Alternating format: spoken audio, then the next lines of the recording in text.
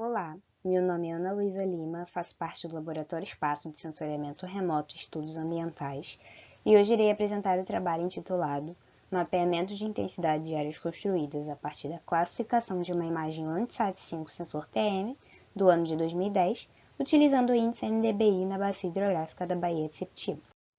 Primeiramente, é importante ressaltar que este estudo integra parte de uma dissertação de mestrado em Geografia na UFRJ, cujo tema visa o estudo da pressão trópica sobre o ecossistema manguezal na bacia hidrográfica da Baía de Septiba. Então, o processo de expansão urbana levou ao aumento da pressão trópica exercida sobre os ecossistemas costeiros, como os manguezais. Áreas com determinada infraestrutura urbana acabam incentivando a ocupação da população e também intensificando os impactos que ela provoca nas áreas onde ocorreram esse fenômeno. Sendo assim, o uso do Índice de Diferença Normalizada para Áreas Construídas, chamado de NDBI, possui grandes aplicações para a identificação de áreas construídas, porque ele é capaz de servir como uma alternativa para classificar essas intensidades de forma breve e confiável, automatizando o processo de mapeamento delas.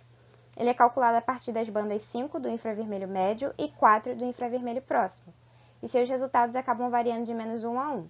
Quanto mais próximo de 1, maior a presença de áreas construídas, e quanto mais próximo de menos 1, menor a presença de áreas construídas. A área de estudo é a bacia hidrográfica da Baía de Septiba. Ela está localizada no estado do Rio de Janeiro, integrando um total de 12 municípios e aproximadamente 2.711 km². Portanto, o objetivo deste trabalho é analisar o uso do NDBI para a identificação das intensidades das áreas construídas na bacia hidrográfica da Baía de Septiba.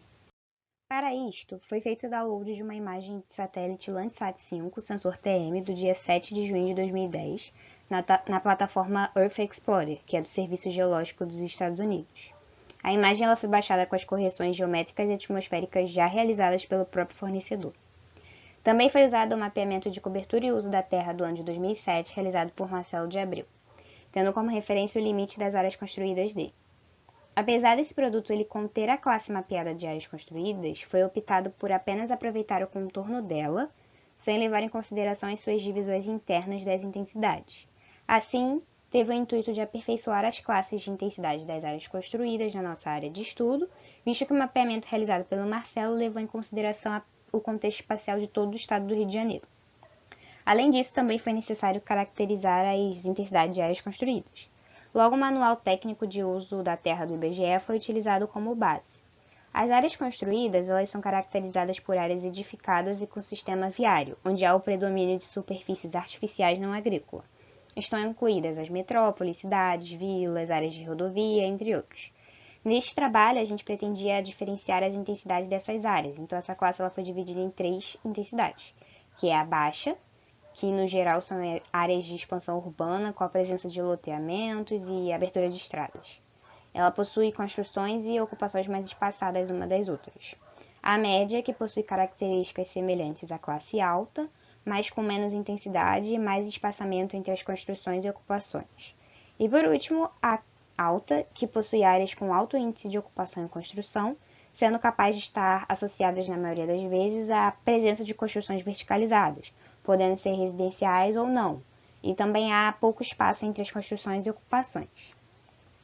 Depois disso, foi criado um projeto no software Recognition e feito o processo de segmentação da imagem em 2 níveis.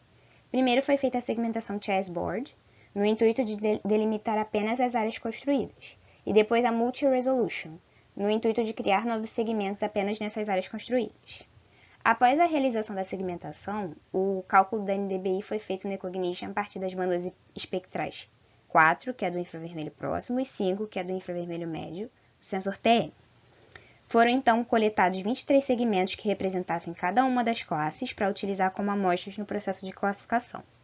Após realizada a amostragem, o arquivo do NDBI foi exportado para o ArcGIS e utilizada a simbologia de quebra natural a partir de 3 classes, analisando os valores médios de NDBI das amostras coletadas de cada classe, para chegar aos limiares dele que melhor representassem as classes de intensidade de áreas construídas e assim realizar um mapeamento.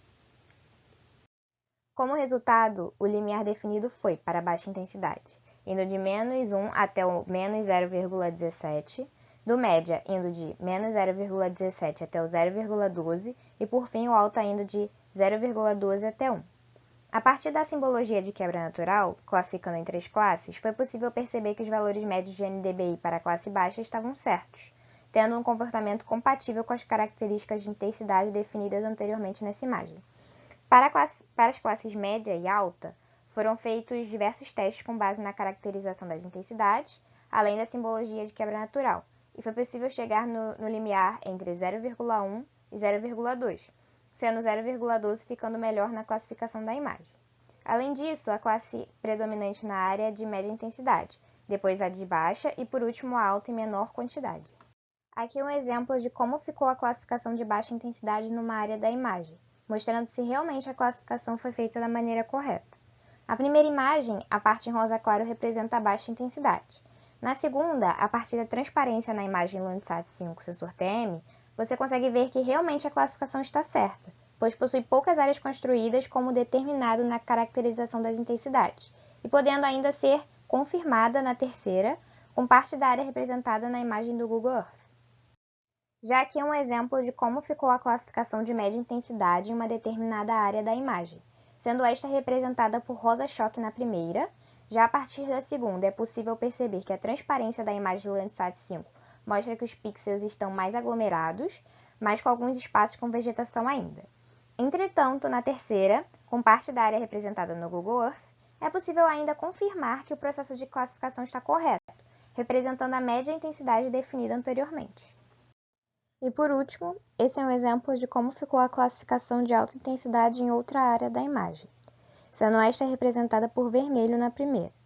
Já na segunda, é possível ver na transparência da imagem Landsat 5 que no local os pixels estão ainda mais juntinhos, praticamente sem nenhum espaço entre eles, sendo que na terceira pode-se confirmar ainda mais uma vez, através de uma parte da área na imagem do Google Earth, que a classificação está certa.